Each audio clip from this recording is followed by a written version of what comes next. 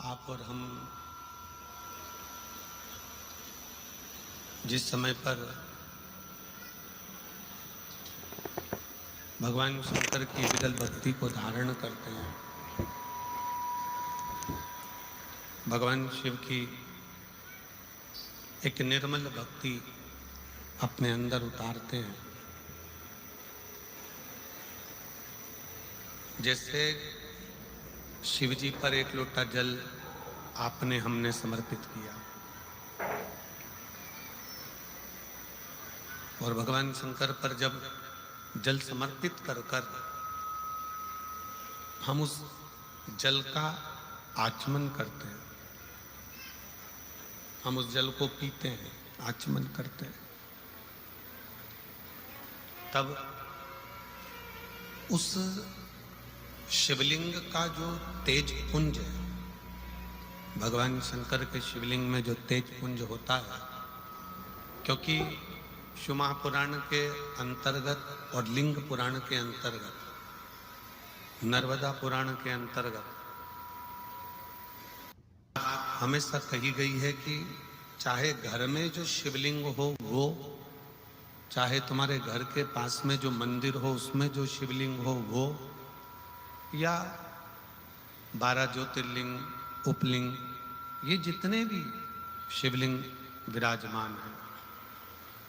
ये जितने भी शिवलिंग विराजित हैं, इन शिवलिंग पर जब हम जल चढ़ाकर उस जल का आचमन करते हैं तो उस शिवलिंग की जो ज्योति होती है, शिवलिंग की जो ऊर्जा होती है, शिवलिंग की जो एनर्जी होती है, शिवलिंग का जो बल होता है, वो बल हमारे भीतर भी उतरता है और हमारे रोगों को निवारण करता जाता है, हमारे दुखों को निवारण करता जाता है, हमारे कष्टों का निवारण करता जाता है, हमारे दुख, हमारी तकलीफें, हमारा कष्ट अपने आप समाप्त होते चले जाता है। 3 स्थान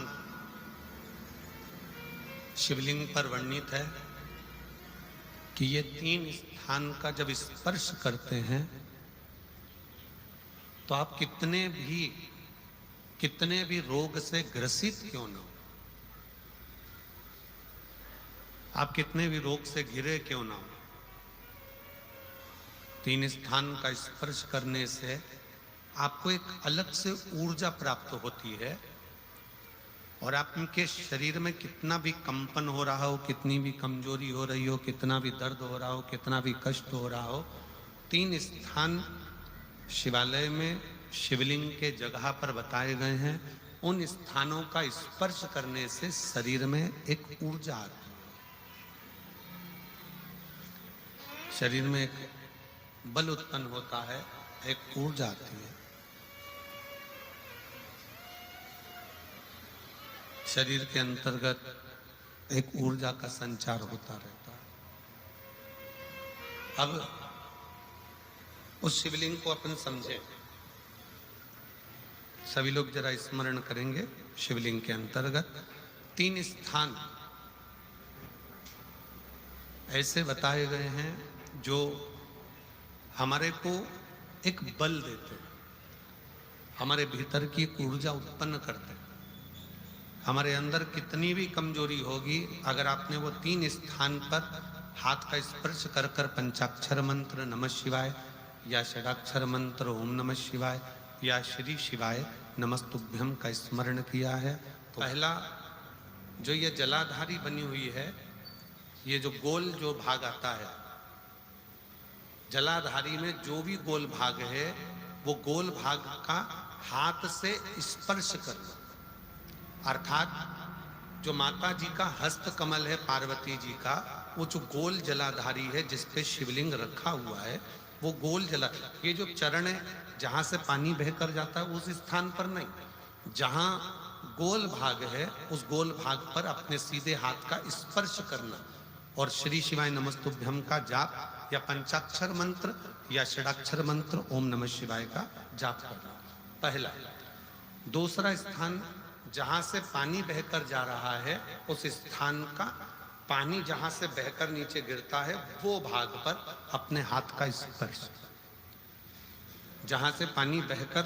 नीचे गिरता है, जो जल आप चढ़ाते हो वो जल बहकर जो नीचे की ओर जाता है उसका स्पर्श, और पंचाक्षर या षडाक्षर या श्री शिवाय नमस्तुभ्यम मंत्र का जाप।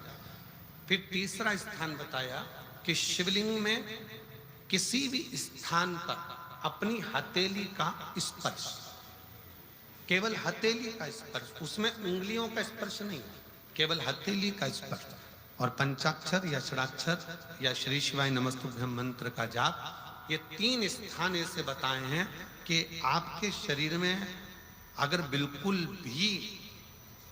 भी इतनी एनर्जी नहीं है कि आप 2 कदम चल सकते हैं, तो शंकर के मंदिर में, शिवालय में जाकर ये 3 स्थान का स्पर्श करिए। मंदिर से जब आप बाहर निकलेंगे तो खुद के बल पर निकलेंगे, कोई आपको उठाने के लिए जरूरत नहीं। आप स्वयं के बल पर निकल सकते, स्वयं के बल पर आगे बढ़ सकते, स्वयं के बल पर अग्रणी हो सकते, स्वयं के बल पर आप आगे निकल सकते। 3 स्थान हैं जहां व्यक्ति के जीवन के दुख, तकलीफ, रोग, कष्ट अपने आप नष्ट होते चले जाते हैं। तो पहला जो स्थान है वो पार्वती जी का स्थान हस्तकमल, दूसरा कार्तिकेय और गणेश के मध्य में जो अशोक सुंदरी है और कार्तिक गणेश बैठे वहां से जो पानी नीचे की ओर आता है वो स्थान, और तीसरा अपनी हथेली का, शिवलिंग का कोई भी स्थान जहां अपनी हथेली का स्पर्श हो जाए वो स्थान। ये 3 जगह हमें बल देती है, हमें ऊर्जा देती है, हमें एनर्जी देती है।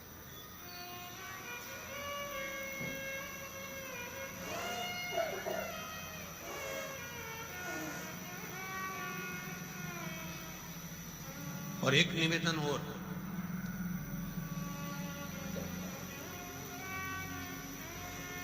आप यदि कोई कार्य के लिए निकल रहे हो, कोई कार्य करने के लिए जा रहे हो और आपका मन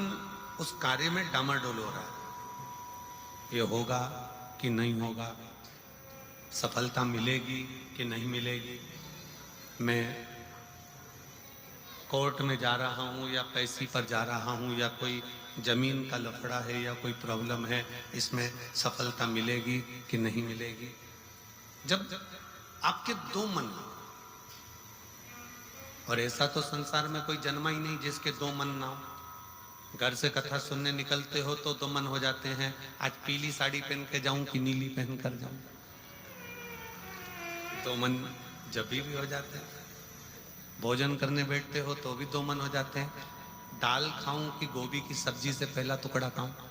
रोटी का पहला टुकड़ा जब तोड़ने का नंबर आता है तो सोच में आता है कि इससे खाऊं कि इससे खाऊं कि इससे खाऊं। 2 मन तो वहां पर भी है। किसी के यहाँ शादी में गए, किसी के यहाँ शादी में पहुंचे और शादी में पहुंचकर वहां बहुत सारे स्टॉल लगे हैं, खाने की बहुत सारी व्यवस्था करी गई है, फिर 2 मन हो जाते हैं कि मैं पहले चाउमीन खाऊं कि पानी पतासा खाऊं, गोलगप्पा खाऊं कि छम्मक लड्डू खाऊं, कि मैं जलेबी खाऊं कि क्या प्रसाद। मन 2 हर जगह।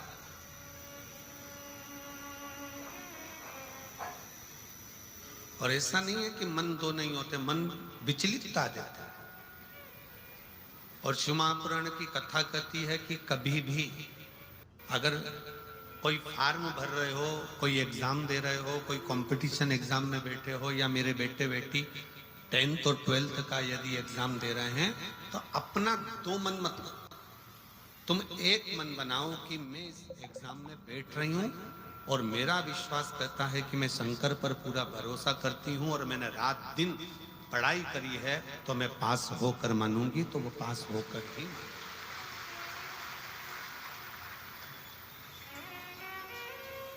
जहां मन विचलित हो जाता है, जहां मन 2 हो जाते हैं, फिर वहां थोड़ा सा भ्रम उत्पन्न हो जाता है, फिर थोड़ा सा भ्रम उत्पन्न हो सकता है। पर जब आपने एक विचार कर लिया कि मुझे सफलता मिलेगी, तो ये निश्चित है कि दुनिया में कोई ऐसा पैदा नहीं हुआ कि आपकी सफलता को रोक दे, आप आगे बढ़कर ही रहो। और एक निवेदन और है, मान लो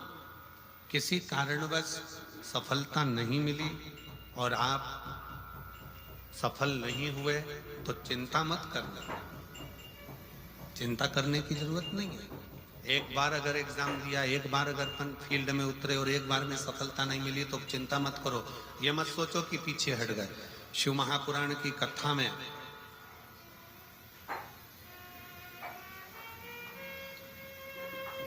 वन के अंदर भगवान शंकर अर्जुन को ज्ञान उपदेश दिए थे। जिस समय पर एक सुअर, जंगली सुअर भागता जा रहा था और उस समय पर जब बाण छोड़ा गया था तब भगवान शंकर ने अर्जुन को उपदेश दिया कि अर्जुन, एक बार युद्ध के मैदान में अगर थोड़ा सा पीछे सरके हो तो टेंशन मत लो, चिंता ना कर। एक कंपटीशन एग्जाम में आप बैठे हो, एक एग्जाम आप दे रहे हो और उस एग्जाम में सफलता नहीं मिल रही है। आपने एक बार परीक्षा दी, एक बार आपने नीट की तैयारी करी, एक बार आपने सीए की तैयारी करी, एक बार आपने अन्य तैयारियां करी और उसमें आपको सफलता नहीं मिली और आप उसमें उत्तीर्ण नहीं हुए और आपने मन दुखी कर लिया। अब मैं तो बताओ आगे ही नहीं बढ़ पाया। चिंता ना करें। भगवान शंकर का ये संवाद जो उन्होंने युद्ध के पहले अर्जुन को दिया है, एक सुअर को मारते समय, एक जंगली सुअर को मारते समय भगवान शंकर ने उपदेश दिया था, अर्जुन तीर को बहुत दूर भेजना है ना तो तीर को थोड़ा सा पीछे खींचना पड़ेगा।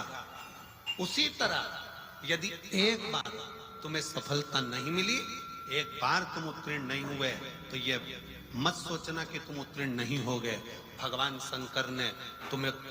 लंबी दूर फेंकना चाहते थे, इसलिए तुम्हें थोड़ा सा पीछे खींच लिया है और जमकर। शिव ने,